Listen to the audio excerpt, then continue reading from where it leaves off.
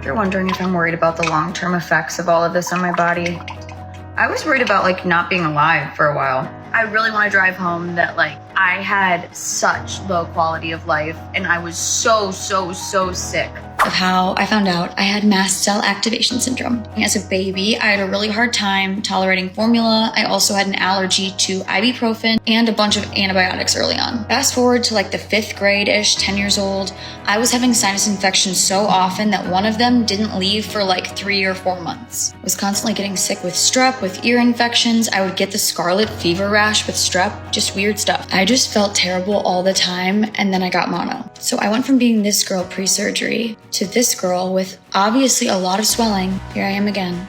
Y'all, I was miserable. My mom practically demanded that someone allergy test me, and my environmental allergies came back so bad. They tried to start me on allergy shots, but those made me so sick. Obviously now makes sense. And I found out I was allergic to peanuts, gluten, and soy. After I cut those things out, I felt so much better. I felt cleaned out. I felt so good. But as high school continued, every time I ate, I would start to have problems and I would start to have a bunch of swelling in my face and a lot of other discomfort.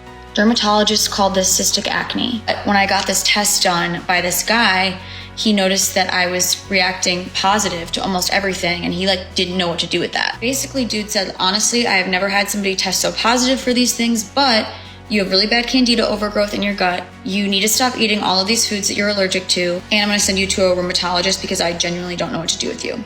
At this point, I'm willing to do anything. So I'm like, this makes sense. I'm allergic to all these things. That's why I'm sick. I'll stop eating them all. And he told me the candida continues to grow through sugar. So I could not have any sugar. He even said I couldn't have artificial sugar. This was where I went wrong. I cut out every food that was on that list, which was almost everything. And I was basically narrowed down to a couple of vegetables, rice, chicken, sometimes beef. And I had no sugar at all for 4 months. I looked literally gray. I was unwell. I felt terrible. During my struggles, I competed in the Miss America organization and it was really fun. It was something to look forward to. And at this competition, I met a really amazing human in the basement. And it's a long story, but long story short, literally an angel entered my life. And she was like, why are you eating alone? Why are you eating all this weird stuff? Why are you in the corner? And I explained why, and that I was sick and I didn't know what was going on. And she said that it sounded like I had her condition, mast cell activation syndrome. So I'm like, no, there's no way. How could I have this disease this girl has? We hit it off and I started going to her primary care doctor. He said 90% of patients that come to him that are struggling with allergy, because there's such limited things they can do, most of them have already given up. And most people with what I have with an allergic disease can't help but have their triggers. They can't help but eat their triggers. It's super hard to restrict yourself to live. It is. The biggest thing that he could give me is the advice to choose to live. He was like, you need to choose to fight for this life. Do you want to be here? You are going to forge ahead. You are going to continue. He was like, your body is weak. It has been through the ringer. Do you want this life? The biggest thing I can prescribe you is literally the will to live, and I can't give it to you. You can only give it to yourself. And I was like, I do.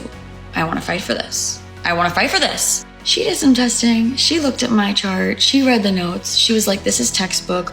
Whoever diagnosed you was literally stupid. I'm taking you off of all of these meds. She was like, your thyroid has gained back full function and you have been literally being drugged by all of this synthetic hormone.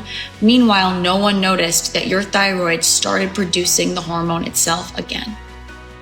So I stopped taking the Tirosint and I woke up next to my boyfriend 2 days later and I felt a feeling that I can only describe as waking up from a coma. I felt like a new, completely different person, and that is when my life changed.